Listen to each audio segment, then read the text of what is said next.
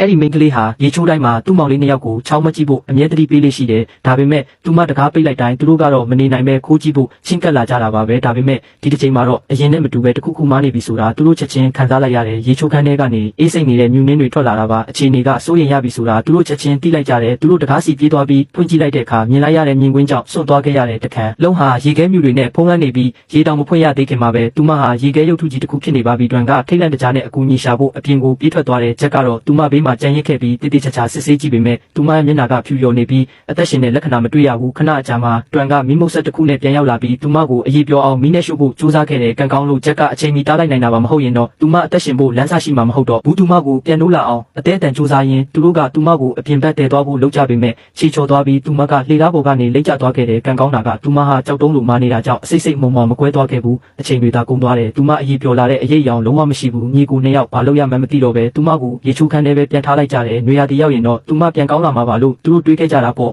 အဲ့ဒီနောက်သူတို့အခန်းမှာထိုင်ပြီးဒီဘွားကြည့်နေတော့တအိမ်လုံးအပြင်းထန်တုန်ခါလာတယ်နောက်တစ်စက္ကန့်မှာတော့ကောင်းကင်ကနေအုတ်ကခဲတွေမိုးရွာသလိုကျလာတော့တာပဲသူတို့ကြောက်လန့်တကြားနဲ့မီးလင်းပိုလည်းပြေးဝင်ပုံပြီးဒီဘေးအန်ရီကနေတီတီလေးလွတ်မြောက်ခဲ့ရတဲ့အန်ရီကင်းသွားတော့မှအခြေအနေကြည့်ဖို့အပြင်ကိုတတိထားပြီးထွက်လာခဲ့ကြတယ်ရှေ့တကားကိုဖွင့်လိုက်တဲ့အချိန်မှာပဲအေယာမအုတ်ကခဲကြီးတစ်ခုကသူတို့ဘေးကနေတက်ပြီးပြန်သွားတဲ့ပတ်ဝန်းကျင်ကိုကြည့်လိုက်တဲ့အခါကောင်းကင်ရဲ့တစ်ခုလုံးအုတ်ကခဲတွေနဲ့ပြည့်နေနေတာကိုတွေးလိုက်ရတယ်တွန်ကအောက်ကိုငုံကြည့်လိုက်တဲ့အခါသူ့ခြေထောက်အောက်မှာမြေပြင်ဆိုတာမရှိတော့ပဲကျေပြောလာတဲ့ကျေတာယာဂလက်စီကြီးကိုပဲတွေးရတော့တယ်သူတွေးလိုက်တဲ့တွေးတောင်မြေပေါ်မကျပဲလေထဲမှာပေါ်လို့ပေါ်နေခဲ့တယ်အဲ့ဒီအခါမှပဲသူတို့အမှန်တရားကိုသိလိုက်ရတော့တယ်တအိမ်လုံးဟာအာကာသထဲမှာပေါ်လို့မျောနေတာပါအဲ့ဒီအချိန်မှာပဲရေချိုးခန်းထဲကမင်းကလေးဟာပုံမှန်အတိုင်းပြန်ဖြစ်သွားခဲ့ပြီးဒါဟာသူမမောင်လေးတွေရဲ့နောက်ပြောင်မှုတစ်ခုလိုပဲထင်နေတာကြောင့်သူမဘာမှသိမတွေးမိဘူးရေပူချိန်ကိုညှိပြီးဆက်ပြီးရေချကူးနေခဲ့တယ်သူမမသိတာကတော့ဒီတာမန်လုပ်ရက်ဟာဂျိုသားတွေရဲ့အာယုံဆိုင်မှုကိုဆွဲဆောင်လိုက်ပြီးဆိုတာပါပဲသူမရေချိုးပြီးထွက်လာတဲ့အခါမှာတော့အင်ကြီးကနောက်တစ်ချိန်ထပ်မံတုံခါလာပြန်တဲ့မယုံနိုင်စရာကောင်းတာကသူတို့တကားဝမှာပဲဂျိုသားရင်ပြန်ကြီးတစ်စီးကဝဲပြန်နေတာပါသူတို့၃ယောက်လုံးထိတ်လန့်တကြားနဲ့အိမ်အောက်ထပ်ကိုပြေးပုံလိုက်ကြတယ်တွန်ကတုံရင်နဲ့ဂျိုဒူဖုန်းကိုယူပြီး